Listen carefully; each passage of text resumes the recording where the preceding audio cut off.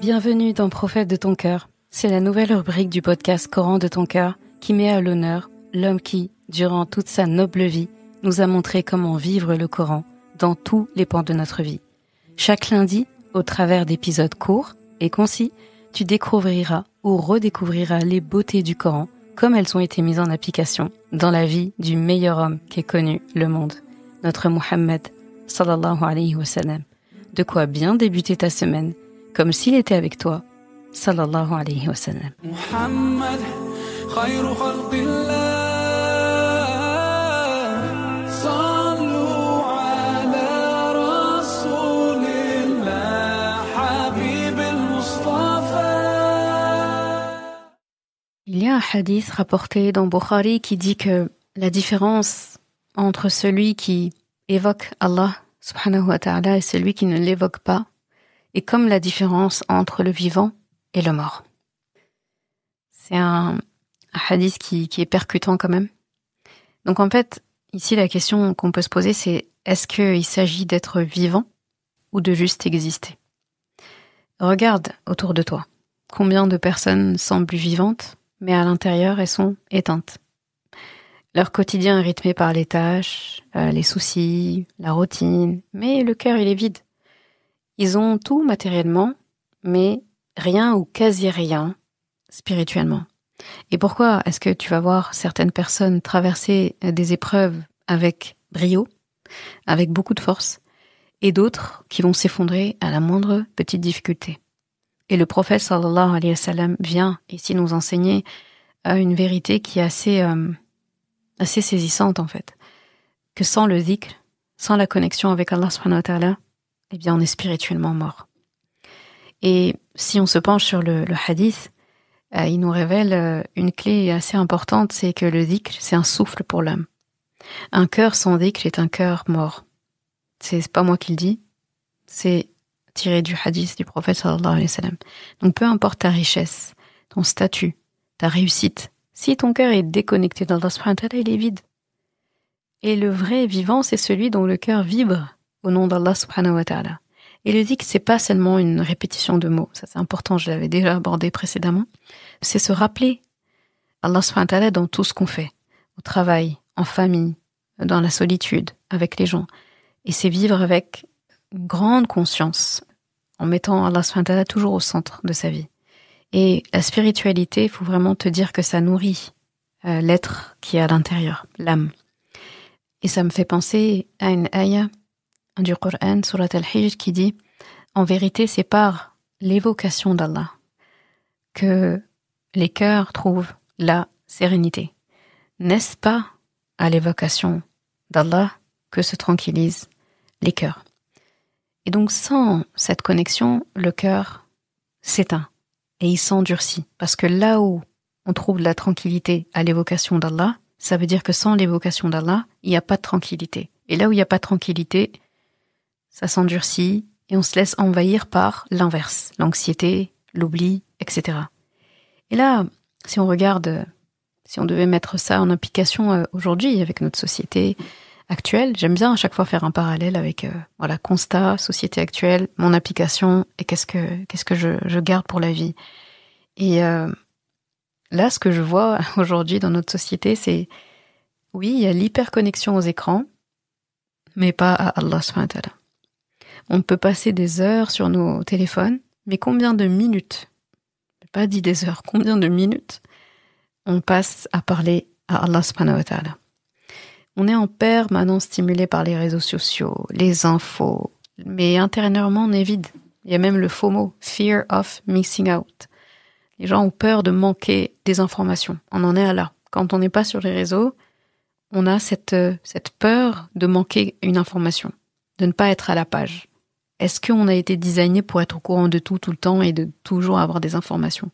Est-ce que cette saturation d'informations, c'est pas justement la stratégie de ceux qui, comme je disais dans Surat, quand je parlais de Surat Nour, et c'est cité dans Surat Luqman, est-ce que la stratégie, c'est pas justement que des personnes investissent pour acheter notre temps libre, pour acheter notre divertissement, pour nous perdre dedans. nous acheter ça pour devenir plus riches. Bien sûr, quand on dit riche, on parle des biens ici-bas. Et finalement, nous, ça nous fait perdre dans notre akhira. Est-ce qu'on doit l'accepter? Et un quotidien qu'on a, enfin, dans la société actuelle, toujours, il y a un quotidien qui est rempli, mais un cœur, c'est le désert. On remplit notre agenda, mais on remplit pas notre âme. On cherche le bien-être partout, sauf dans la vraie source de repos, le lien avec Allah subhanahu wa ta'ala. Les crises de foi et le mal-être spirituel, ils sont omniprésents. Il y en a beaucoup qui se sentent perdus, anxieux, sans repère.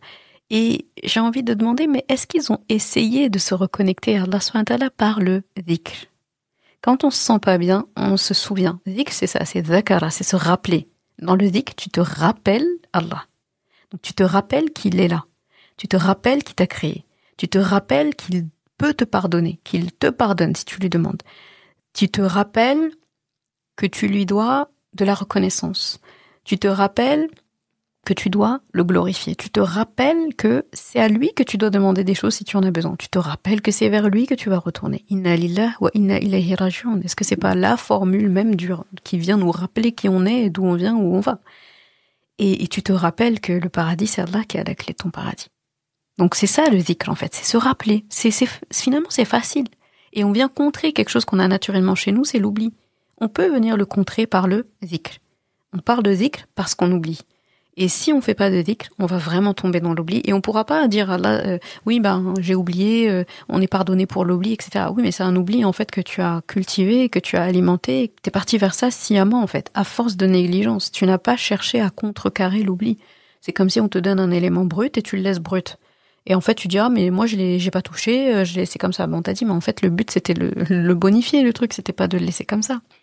Donc, la foi, vraiment, faut voir que ce n'est pas un poids, c'est une lumière. Nour, n'est-ce pas? Qui nous permet de traverser cette vie, surtout les zones sombres de la vie, avec beaucoup de stabilité, beaucoup d'entrain. Et dans notre vie quotidienne, si on devait chercher à appliquer ça, intégrer le dhikr dans son quotidien.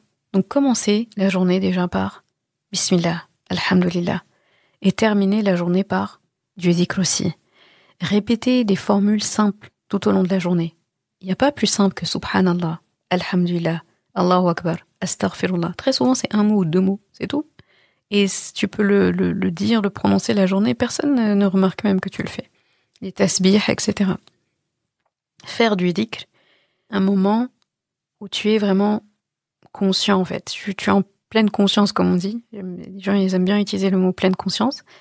Dans le sens, faut pas plutôt le réciter mécaniquement. Parce que si on commence à prendre l'habitude de réciter mécaniquement, à un moment donné on le fait plus. Ou on n'a plus envie de le faire, surtout dans les temps difficiles, on le fait plus parce que justement on n'y a pas mis le cœur, on n'y a pas mis la conscience et c'est mécanique. Et quand quelque chose est mécanique, ça demande quand même de l'énergie. Et en fait, quand on est en baisse de régime et donc on manque d'énergie, eh bien tout ce qui est mécanique et qui nous demande de l'énergie, on le zappe. Alors que si tu l'avais fait avec conscience, si tu l'as fait avec ton cœur, dans les temps difficiles, c'est où que tu puisses, c'est dans ton cœur. Donc du coup, c'est plus un effort ici, c'est un sauvetage. Donc, il faut pas réciter mécaniquement. Il faut réfléchir à ce que tu dis. Prends le temps de regarder ce que veut dire Alhamdulillah, Allahu Akbar, La ilaha illallah, Subhanallah, Astaghfirullah. C'est très beau en fait. Donc, par exemple, une astuce aussi, c'est quand tu dis Alhamdulillah, dis-le en pensant réellement à un bienfait précis.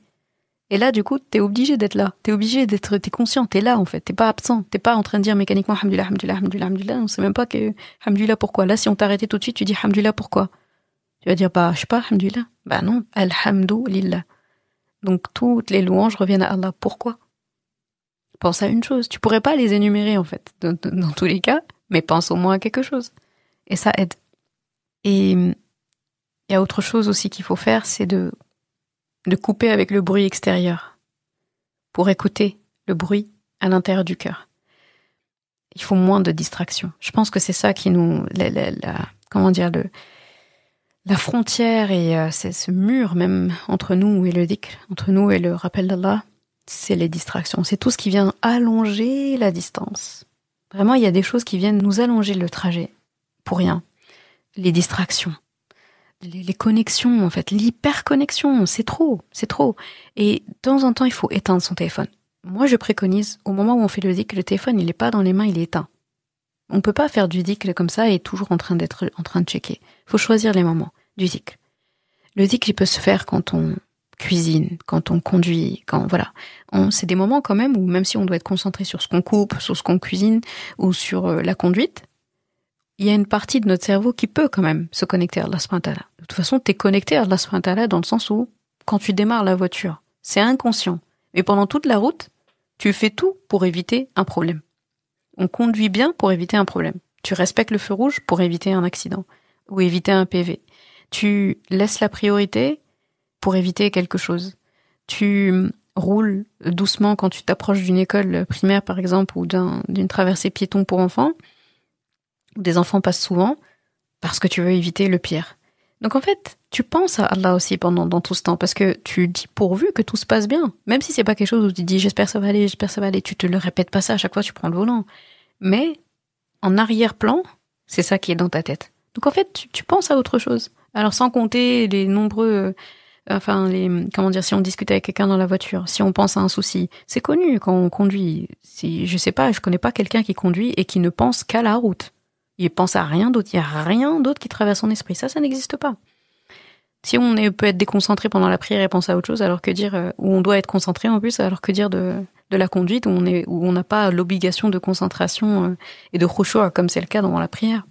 Donc vraiment, on éteint les choses là, on éteint tout ça là.